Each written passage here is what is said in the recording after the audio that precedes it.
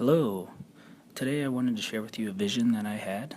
This year I asked the Lord for a vision and some wisdom, starting about January 2015. And since then, I've had a flood of knowledge come to me through articles, through YouTube, plenty of different types of media. And I've been taking notes and just been very excited to receive all this knowledge that I have, and just been very driven to keep going forward and learning more. So it's been a great year, and I thank God for that. So one night I had a vision, and it was a very vivid dream, very real, very detailed, unlike any dream I've ever had. And I just wanted to share that with you today. I'll try to make it quick because I know long videos are boring. So it started off in Colorado with me and my wife in our house. Now this house was pretty bare bones and pretty empty. I just remember there being a bed and a bookshelf. I also remember there being guns in the corner. For some reason, I'm not a gun carrier, but there was a shotgun in the corner and a pretty barren kitchen. And at the door came about 5 young gang members. They were about 19, 20 years old. They came pounding on the door, and we knew immediately that they were out to get us. So I tell my wife to call the cops, but these guys get in, and we start struggling for this knife, and I couldn't get to the gun. But even then, I still just felt like I couldn't hurt these guys with the knife. I just was too weak or too unexperienced. I just couldn't hurt these guys, and they almost stabbed me right in the stomach. And it was scary. It was real. But immediately the cops came and arrested these thugs, and it was a relief. Anyway, they interview me. They have them sitting on the street on their butts, and they asked me, why would I be attacked? And it came to the conclusion that one of my cousins had actually ratted me out and told me I'd be a good group to get robbed. So we go back to my house, and my cousin's there, and I confront her, and she says, you shouldn't have done that. You shouldn't have told on people because they put hits out for people that snitch. So I walk around and I realize that there's some ammo for these shotguns and guns that I have, but they're kind of like fireworks, and they're falling apart. They're makeshift. They're just not meant to work on these guns. I don't know why this is. It kind of made me think that maybe bullets or ammo were just scarce. So after this, I look at the house, and there is a motorcycle race, and there are hundreds of bikers racing through the streets dangerously. Cops are actually prepared for this and are lining up, ready to kind of stop this. But a battle broke out, and these bikers were fighting the cops. They had guns on their bikes, and they were shooting at the cops, and I could see the tracers on the bullets. And the cops were dying. They were losing this battle. They were getting shot. They were getting run over. And I saw a lot of them die, and then eventually they ran away scared. They were losing this fight. It was very real, and I watched the whole thing in shock. But it was over as quickly as it started.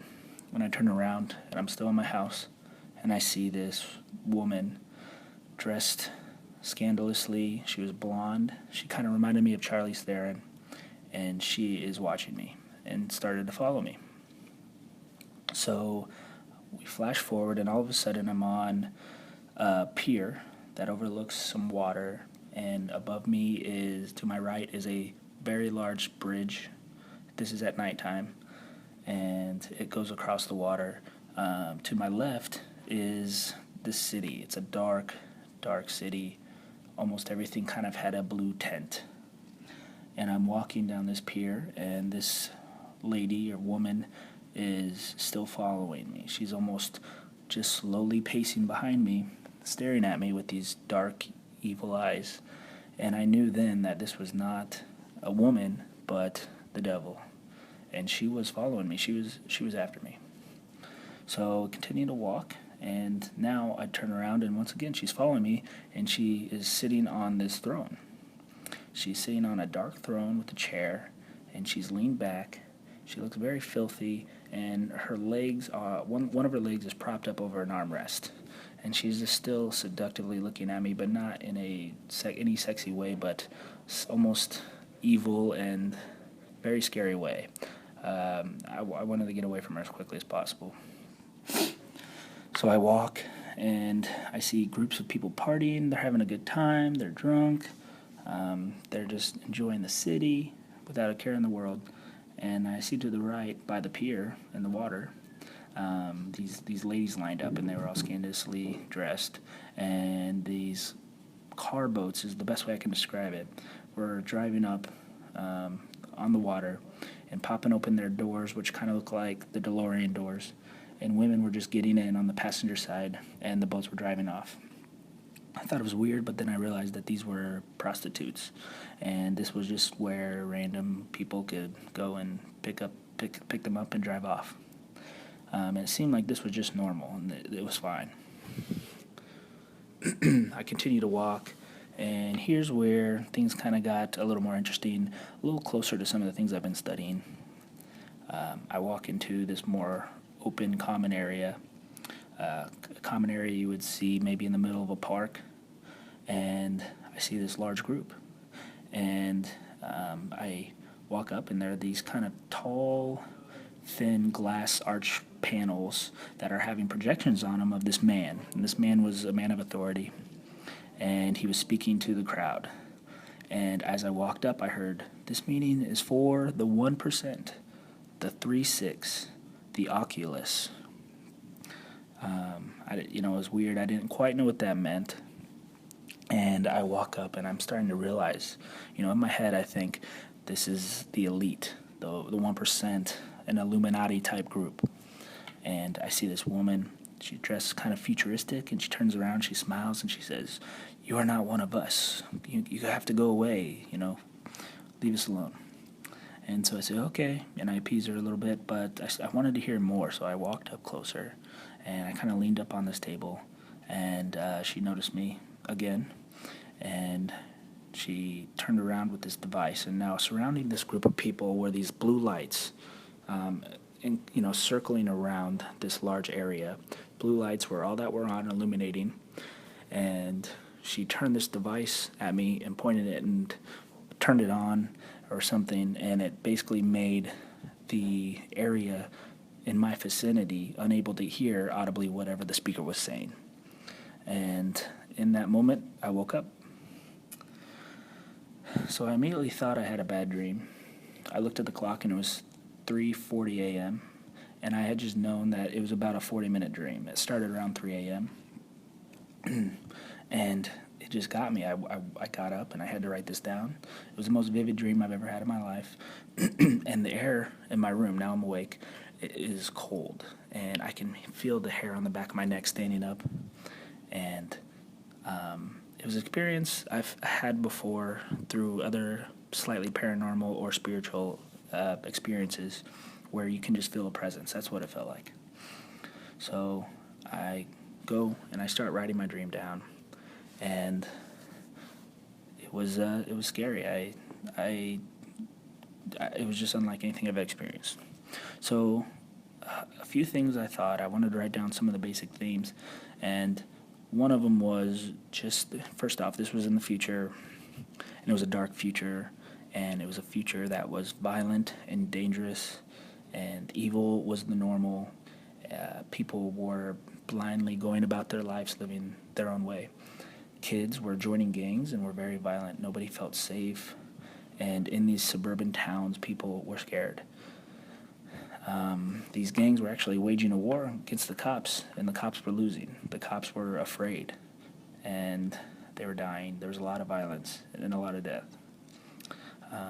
There was a lot of prostitution. Seems like there was a little bit of sexuality between the seduction and the prostitution. Seemed like this group that I went to, there was obviously very wealthy, rich people, and they were very powerful. They were the elite, and parts of me thinks that guy was the Antichrist speaking, and they were listening to him. And then finally, the woman, I felt like she was the devil. I felt like she was following me and watching my steps, and then when we got to the pier, she was roaming the world, and this was her kingdom. This was her world. She was openly roaming the world and sitting on her throne to bring down all these people who are asleep and not with Christ. And so I lay back down to try to go to bed, and I hear, I'm having trouble getting back to sleep, but I hear in the living room the door or the window to my living room open up, and I hear footsteps. I know I heard footsteps, and they were walking into the kitchen, and I jump up, and I'm thinking somebody is breaking in, and it's crazy. This is just after my dream. And I run in there, and I think a burglar is breaking in, and I jump in, and I was completely surprised to see nobody there.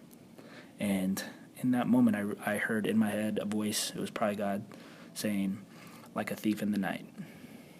As soon as I heard that, I knew that it was God, and that was a common Bible verse I've read before in my past. And actually, I found that verse. It's 1 Thessalonians 5:2. "For you know very well that the day of the Lord will come like a thief in the night." And that was kind of the final takeaway. I was like, okay, this is about the end of times and what it could potentially be. I wanted to share this with you. I'm going to try to share more videos of things I've researched about this in the future. And I want to hear what you guys have to say. Is this just a dream that you think I cooked up, or do you think that there are actually some symbolism in my dreams that could possibly be common themes that will be in the future? I believe that it will be, but I'm interested to hear what you guys have to say. I hope you enjoyed this, and look forward to making more videos. God bless.